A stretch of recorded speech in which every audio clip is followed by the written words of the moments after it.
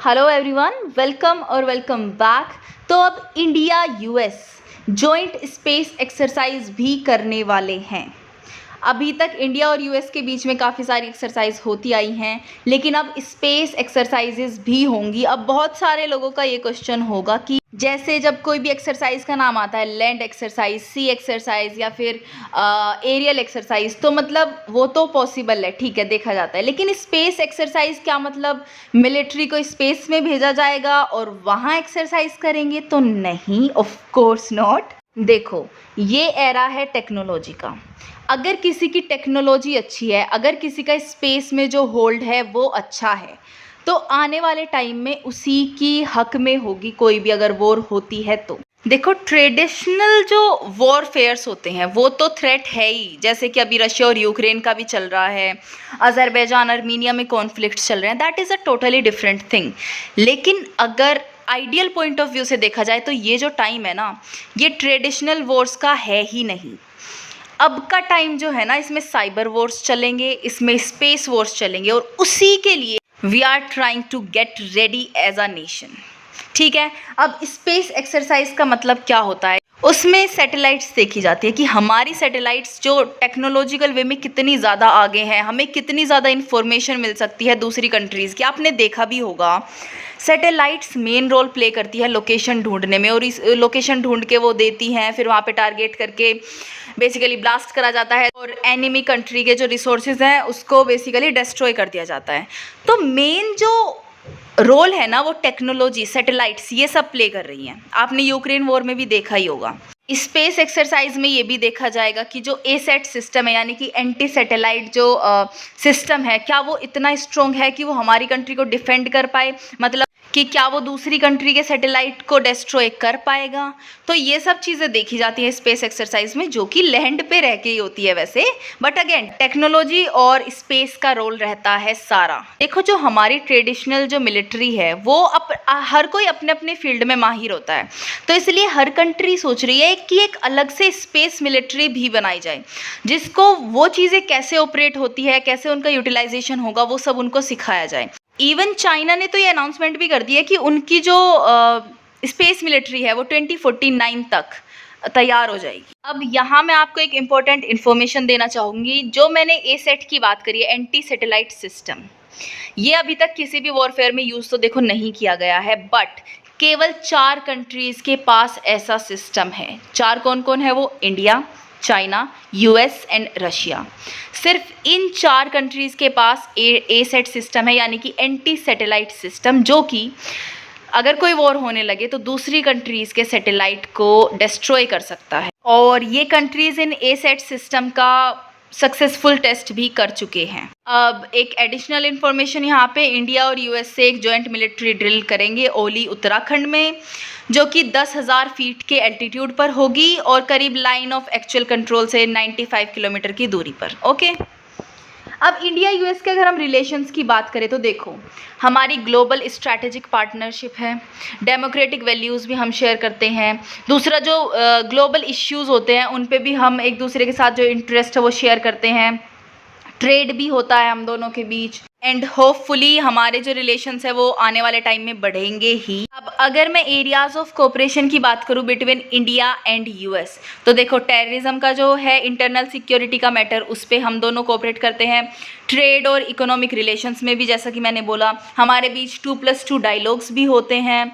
और cyber security के ऊपर भी हम कोऑपरेट करते हैं, energy, climate change, defence, political cooperation, ये सब एरियाज़ है जिसमें कि इंडिया और यूएस से एक दूसरे के साथ कोऑपरेशन में रहते हैं। अब अगर मैं स्पेस मिलिट्री एक्सरसाइज की बात करूं, जैसा कि मैंने बोला, ये इवेल्युएट करेगा मिलिट्री की एबिलिटी टू डिफेंड सैटेलाइट्स, ठीक है, या फिर defender country from other country satellites. तो basically again satellites, technology and all that. अब अभी तक जो स्पेस मिलिट्री इनिशिएटिव्स इंडिया के द्वारा लिए गए हैं वो है इंड स्पेस एक्स, फर्स्ट जो स्पेस वॉरफेयर एक्सरसाइज थी। मिशन शक्ति, अगेन जो एंटी सैटेलाइट मिसाइल टेस्ट था इंडिया का, 2019 में हुआ था ये।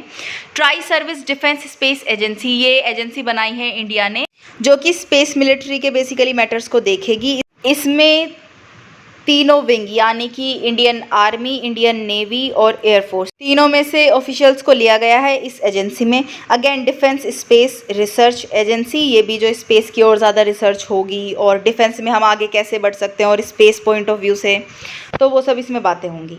अगर मैं इंड स्पेस एक्सरसाइज की बात करूँ तो अगेन जो इमिनेंट थ्रेट्स हैं बियॉन्ड अर्थ, अगेन वही स्पेस की बात हो रही है, सैटेलाइट्स की बात हो रही है, उनसे कैसे खुद को बचाया जाए वो सब के बारे में है ये एक्सरसाइज। मिशन शक्ति हमारा एंटी सैटेलाइट टेस्ट था जो कि 27 मार्च 2019 में हुआ था। सक्सेसफुल टेस्ट रहा था ये हमारा, एंड बेसिकली हम भी उस कंट्री की लाइन में जुड़ गए हैं जिनके पास एंटी सैटेलाइट सिस्टम है। ये ट्राई सर्विस डीएसए मैंने आपको बता दिया, डिफेंस स्पेस एजेंसी, आप देख लेना, इसके हेडक्वार्टर्स है बेंगलुरु में। और ये स्पेस वॉरफेयर्स और सैटेलाइट इंटेलिजेंट एसेट्स जो हमारे हैं उनकी देख रेख, उनको कैसे ऑपरेट करना है वो सब देखेगी।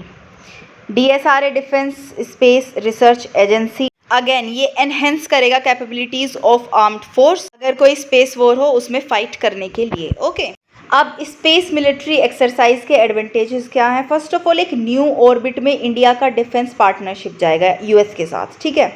जो हमारे एडवर्सरी है स्पेशली जो चाइना है उनको एक स्ट्रॉन्ग मैसेज जाएगा कि हम भी पीछे नहीं है, क्योंकि चाइना ऑफ कोर्स सबको पता है टेक्नोलॉजिकली बेहद आगे निकल रहा है, बेहद, तो उसके लिए भी एक स्ट्रॉन्ग मैसेज पास करेंगे। क्वाड के लिए भी काफ़ी अच्छी रहेगी एक्सरसाइज। लेकिन कुछ इश्यूज भी हैं स्पेस एक्सरसाइजेज को लेके। फर्स्ट ऑफ ऑल देखो, सिर्फ 4 कंट्रीज़ के पास एंटी सैटेलाइट सिस्टम है, तो बाकी कंट्रीज़ भी फिर बोलेंगे कि हमें भी चाहिए ये, हम भी स्पेस एक्सरसाइजेज करेंगे। और सबको पता है स्पेस में काफ़ी भीड़ हो चुकी है, हर कोई अपनी सैटेलाइट वहाँ पे कर रहा है। इंटर्न स्पेस डेब्रिस भी बढ़ रहा है जो कि अच्छा नहीं है, अच्छी बात बिल्कुल भी नहीं है। तो जो दूसरी कंट्री है वो इस पर आपत्ति जता सकती है। दूसरी बात, अगर किसी कंट्री के पास एंटी सैटेलाइट सिस्टम नहीं है या फिर दूसरे एडवांस टेक्नोलॉजिकल वेपन्स नहीं है, वो दूसरी कंट्री जिसके पास है उससे मदद मांगेगी और एक प्रॉक्सी स्टेट की तरह काम कर सकती है दूसरी कंट्री पहली कंट्री के लिए, ठीक है। अब जैसा कि मैंने बोला स्पेस मिलिट्री तैयार करने के लिए बोल रही है वेरियस कंट्रीज़, चाइना ने तो अनाउंस ही कर दिया, बाकी कंट्रीज़ भी इसी पैटर्न को फॉलो करने लगेगी, भले उनके पास उतने एडवांस टेक्नोलॉजी है कि नहीं है। और स्पेस में भीड़ अगेन बढ़ जाएगी, हमारे लिए ही खतरा होगा ये बाद में जाके। एंड अभी एक रिसेंट में एक और इश्यू खड़ा हो गया कि हम यूएस को ट्रस्ट नहीं कर सकते, क्योंकि यूएस ने फ़िलहाल ही F-16 को अपग्रेड करने के लिए पाकिस्तान को पैकेज प्रोवाइड करवाया है हमारे अगेंस्ट जाकर, तो ये भी एक इश्यू है। अब अगर मैं इस रिलेटेड स्पेस प्रोग्राम्स की बात करूं जो दूसरी कंट्रीज़ ने भी लॉन्च करे हुए हैं, फ्रांस ने एस्टेरिक्स लॉन्च करा था 2021 में, चाइना सिस ल्यूनर स्पेस की तरफ बढ़ रहा है कि वो अपना परमानेंट प्रेजेंस रखेंगे, एस्टैब्लिश करेंगे मून पर 2024 तक। तो और भी बहुत सारे स्पेस प्रोग्राम्स हैं जो कंट्रीज़, अलग अलग कंट्रीज़ कर रही हैं। So this was the news for you guys. I hope you loved it. If you did, please give it a thumbs up and subscribe to my channel, and I'll see you in the next video. Till then, stay happy, healthy and bye.